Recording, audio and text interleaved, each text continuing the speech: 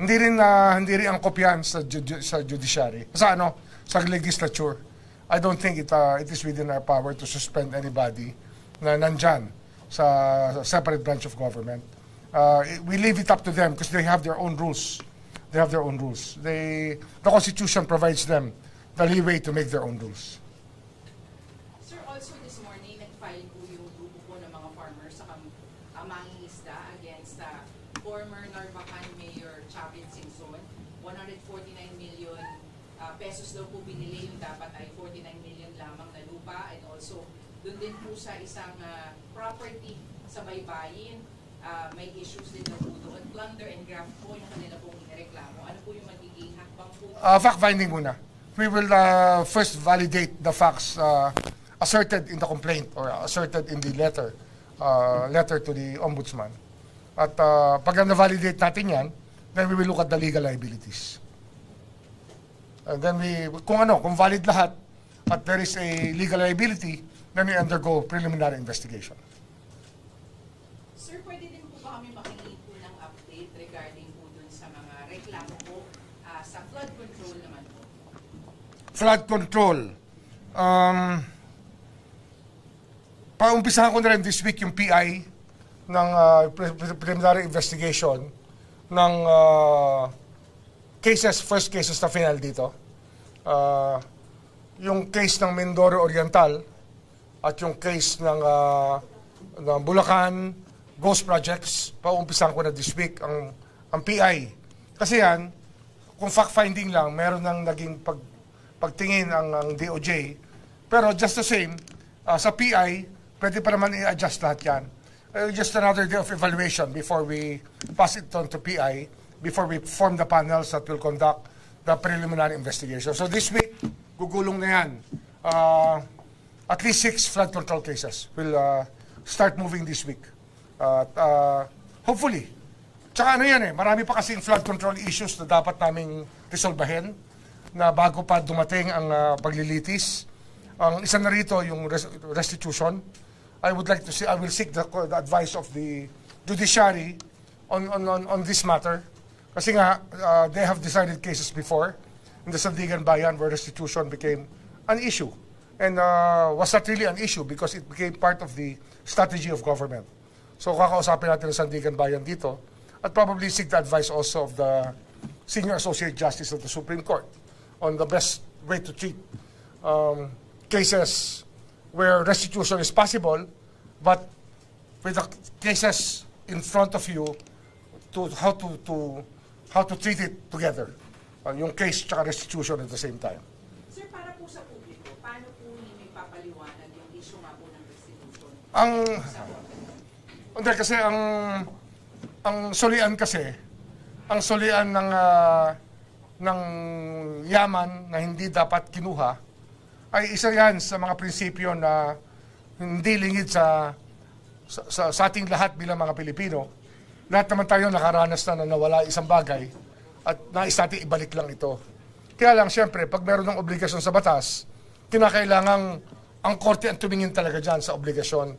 At para magkaroon ng magandang samahan ang tigausig at ang magdidesisyon dito.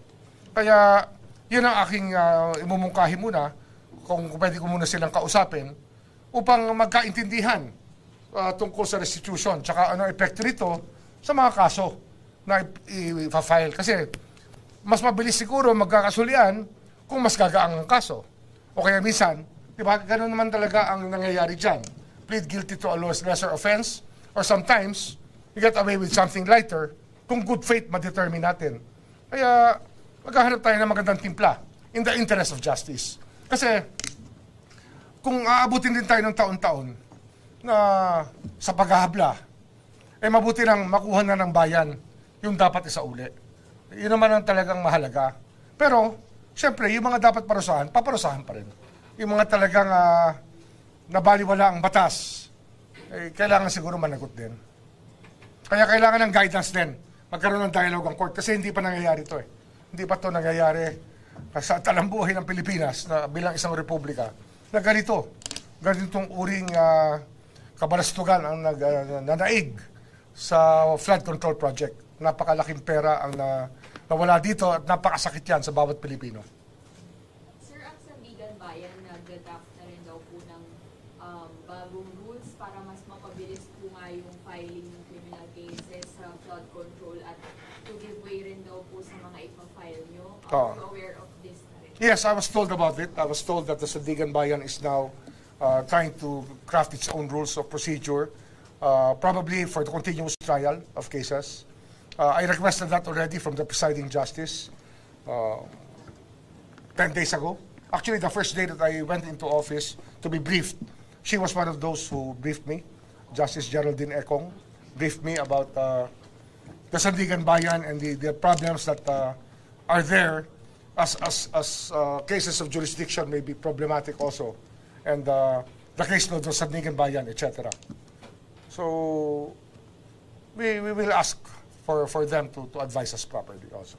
Sir, last week po, you talked to Secretary Vince Dizon about Yes. dun sa possible links ni Senator Bongo sa mga Diskaya. May update po ba tayo doon, sir? The Diskaya cases are being investigated now.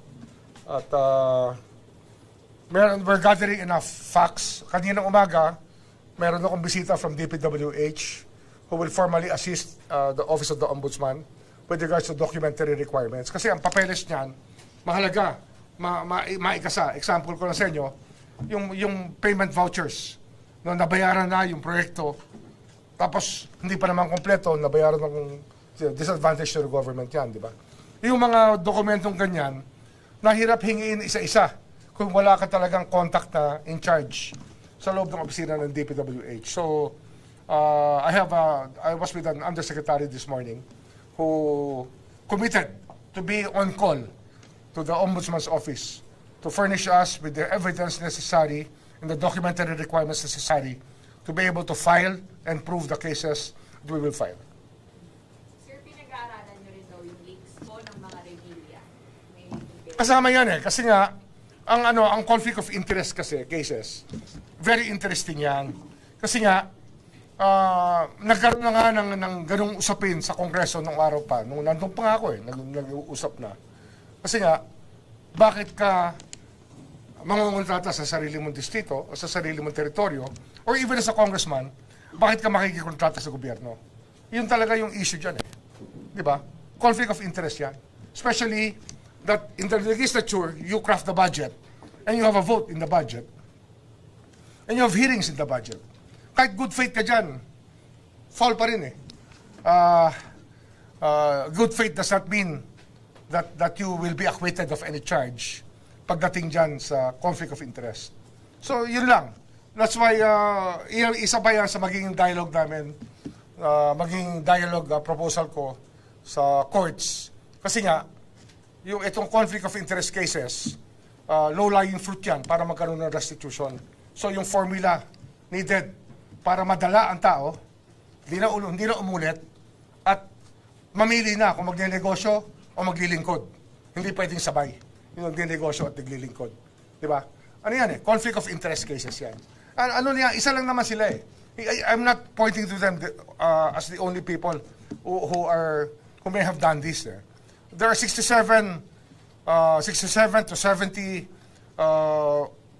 politicians or political families that may be involved in this. Pero ang low-lying fruit dyan, yung mga talagang direct relationship, talagang nakakagulat, andyan pala, nakaumang lang sa harap mo. So, yan ang mas madali i-prove, di ba? So, kakausapin natin muna. At I sent word also to one of my friends in Congress na kausapin na ang speaker at magkaroon na ng dialogue rin dito para matapos na. Kasi malaking pera ang pwede isauli sa atin dyan kung may conflict of interest. Malaki. Kasi mawawala ang profit, mawawala yung maraming bagay, and hindi naman sila pwedeng kumita sa conflict of interest cases, so malaki mamabalik sa bayan. Sir, formally, nasa na po tayo sa ating re-evaluation ng Formally, we got word from that former staff of Senator Dick Gordon about this. They gave us a guideline, actually a draft pleading that they wanted to file before. And yun, we started from that. Kaya we're evaluating that now. And of course, we have to locate the witnesses so we can talk to them. The witnesses, so we can talk to them before any PI. Because we might conduct another fact-finding before the PI. So I'll give us probably till the end of November to work on family. Or maybe before that. Maybe a month to work on the preliminaries for the family cases. Sir, nag-meeting kayo, di ba, ni Mayor Magalong? Hindi kami natuloy. But I viewed the projects, no? Marami kasi yung projects na yan sa Benguet area, tsaka sa Zigzag, sa paikot ng Baguio, sa Mountain Province, tsaka sa Benguet, at the other provinces within the Cordillera. So, marami na ako nakuhang word about, kasi umakit ako doon, may kausap din ako mga locals na engineers who talk to me about it. Yun nga, yung overpricing at labor-only contracting na nangyari. Ayun ang sinasabi sa akin ng locals. Somebody supplied the rock netting, and then somebody just supplied the labor. And it was not really much of a, it's not rocket science to be able to do that. Pero the pricing seems to be outrageous, disadvantageous to the government. So yan diyan kami nagsisimula dyan, sa rock netting. But I will talk to Mayor Magalong. He's asked me to come back, and I intend to go back to Baguio. But probably in November already for the rock netting issue. Kasi yun ang mainit dyan eh. Reports of around 400% overpricing of the materials used for rock nets. Sir, kanina pong umaga or this day, sir, si Senator Risa Hontiveros, sinapublikay niyo po yung SALN niya, sir. Okay. What is your take po sa mga initiative na ganito, lalo na sa mga politicians? It's good. Oh, it's good. Oh, tama yan. Do you recommend, sir, sa ibang politicians din na kahit wala pong request sa ombudsman or any requesting party, is a public... I wouldn't impose it on anybody. Kanya-kanyang decision yan. But, you know, we will get used to it. Ang mahalaga, we get used to the idea that everything has to be transparent. I think that's the way to start. I'm not worried about the SALN issue. I think that sooner or later, the culture of transparency will prevail in our country. Yun naman ang gusto natin eh. Kasi accountability will always go with transparency para makikita ng tao talaga na sincere ka sa ginagawa mo. Kaya sabi ko nga eh, nung kaninang pinag-uusapan, maglilingkod ka ba o magninegosyo? Pero hindi pwedeng habang naglilingkod ka, nagnenegosyo ka ng kontrata ng gobyerno kasi sa paglilingkod mo, nagdidesisyon ka sa pondo na ilalagay doon. Yung boto mo sa budget ay napakahalaga. At talagang dahil trabaho mo yun, hindi ka dapat nakikihalo na negosyo rito. So far ngayon, sir, sa second week niyo, may mga nakita na ba kayo sa SALN? Wala pa ako. It's going to be a lifestyle check tool, ang SALN.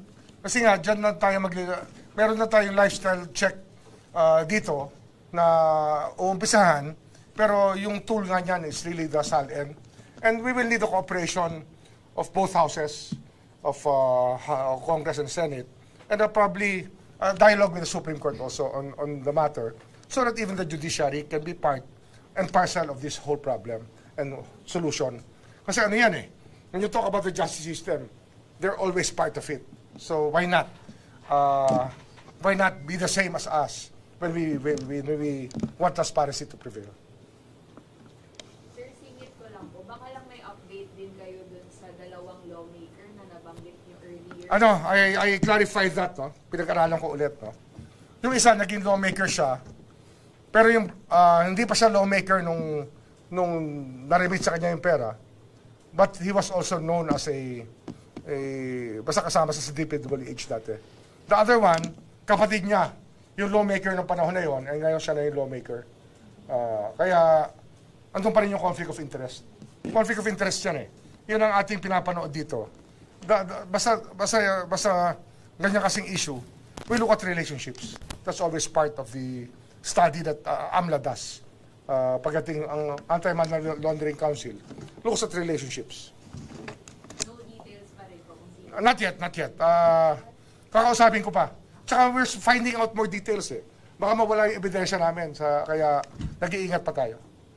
Sir, yung kay Commissioner Mario Lipana lang Yes, po, yes. meron po kasi lumabas na report, 1.89 billion.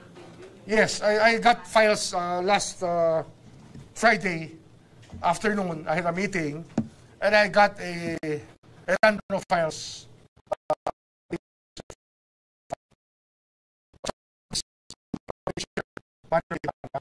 And his wife and their Olympus Mining Corporation that participated in government projects. Not only government projects in DPWH, supply of fire trucks, and other government stuff. Sa COA building, sir, yung ginagawa. Yung COA building na ginagawa. So we got information about it.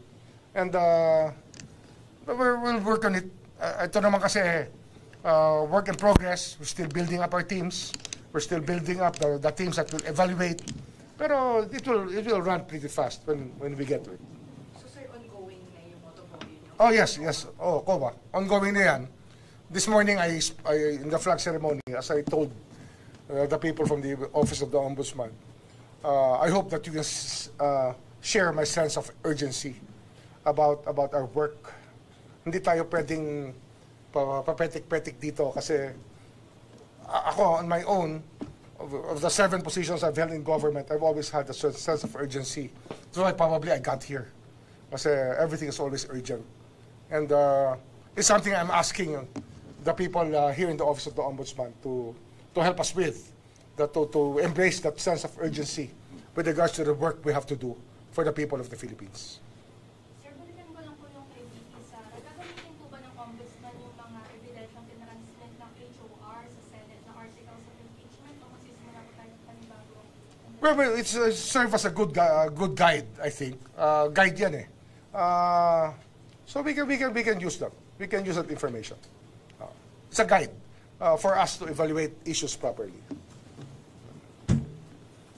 Sir, Kaninang umaga rin, pinapat-aral ko yung mga admissions into the Ombudsman's office, mga hiring. And unfortunately, last July, there were 204 new hires in the Office of the Ombudsman. And I will ask these 204 people to reapply.